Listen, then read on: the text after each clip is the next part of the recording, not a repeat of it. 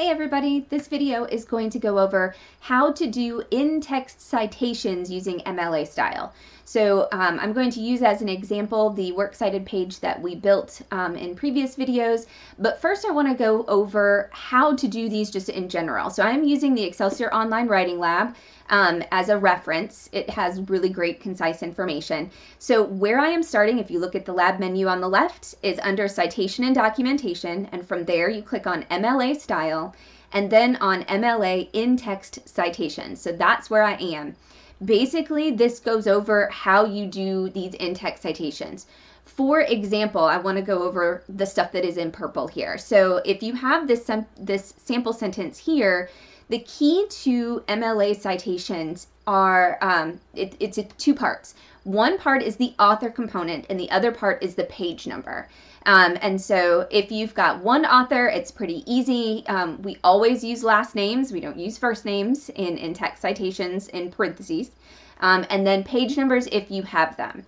So here's an example. There's a sentence that has a little bit of a quote in it, and then what you do is you remove the period at the end of that sentence. Okay, so we've closed the quotation mark, but we've dropped the period that was inside there. Then you put parentheses and you put the author's last name and then a space and then the page number. Notice that there is no comma between these two. There's no P period, no PP period, no PG period, nothing. It is the author's last name, space, number. Close the parentheses, and then you put the period after that. That tells your reader, hey, this parenthetical citation goes with the information in that previous sentence. So the period marks the end there. Now, the other option is to use the author's name in the actual sentence. So here is the example that they give you. According to Marx, that's the author, Wilbur made in excess of $500,000. When you do that, you've basically picked the author's last name up, you've moved it to the sentence, so the only remaining piece is that page number. So again, you move the period, close your quotation mark, you put parentheses with just the number, no page number, no P period, no PP, nothing. Just the number itself, close the parentheses, and then you put your period after that. So that is if you've used the author's name in the sentence. Now, MLA says the very first time you mention an author in your essay, you give their first and last name. After that, it is last names only. We do not call people by their first names in MLA writing style.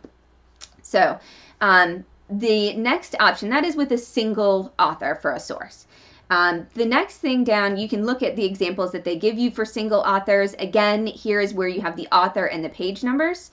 If it is multiple page numbers, you use the dash and to the second number. And then if you move the author's last name to the sentence, then you would just need the page numbers. Now, if you don't have page numbers for your source, then you just don't do anything there. No parentheses, anything. If you've got the author's last name that still needs to be in there, then it's just the author's last name in parentheses and then the period. If you've got the author's name in the sentence but no page numbers, then you don't need anything at the end and you can just put your period.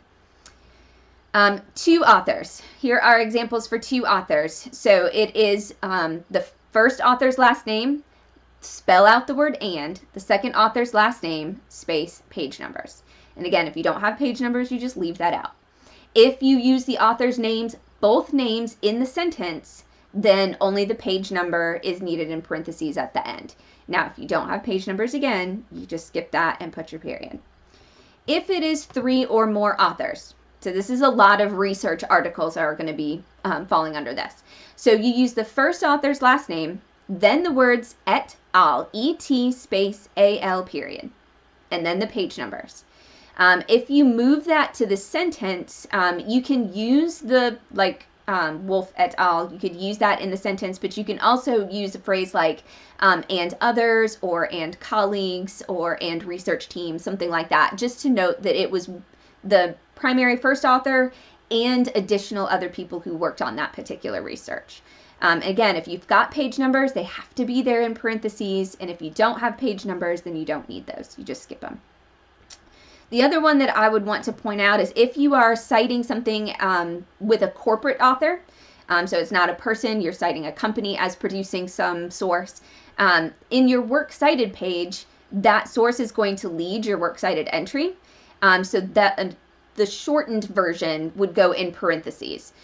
So if you have something by the National Academy of Medicine, when you put it in parentheses in the sentence, you just put in parentheses National Academy. It's just the first word or two just to tell the reader, when I get to the works cited page, which reference entry am I looking for. If you use it in the sentence, though, you have to use the full corporate title. You would have to use National Academy of Medicine. And again, if you've got page numbers, those belong in parentheses at the end, and if you don't, then that part is skipped. No page numbers, this will go through and tell you, this gives you examples, like here's just the author's last name in parentheses. And then if it's something that doesn't have page numbers, but it has other identifying pieces like section numbers or chapter numbers, you can put those in parentheses instead of the page numbers.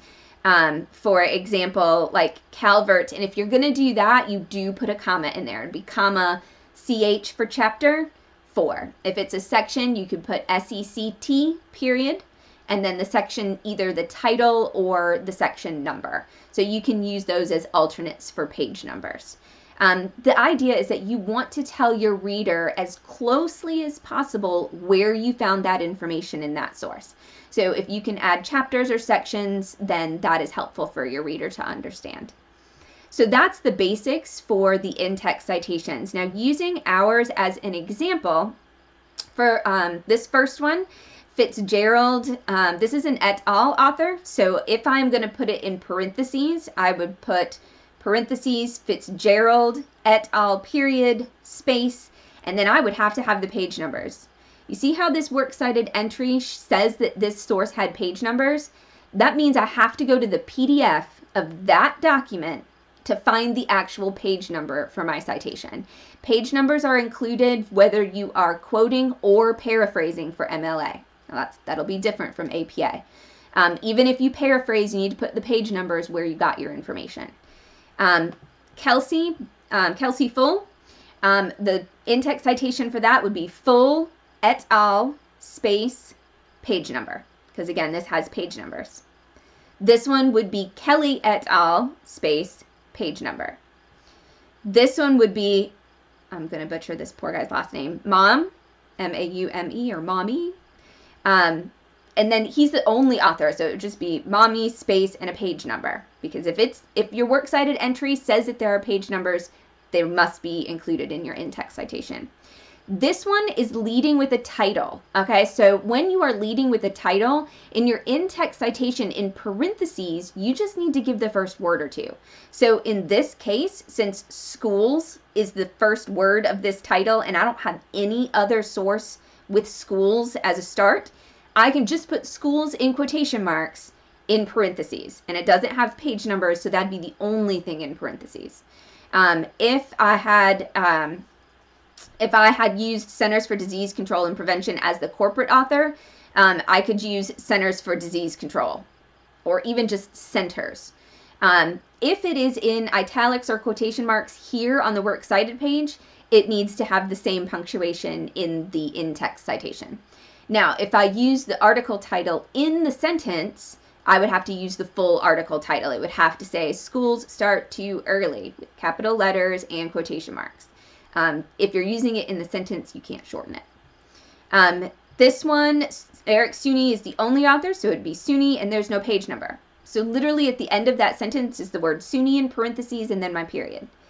If I put Suni's name in the sentence, I don't need anything in parentheses at the end. James Urton, it would be Urton, and there's no page number. So Urton either is in parentheses or he's somewhere in the sentence. And that is how you would do the in-text citations for MLA. I hope this helps, and good luck on your assignment, and have a great day.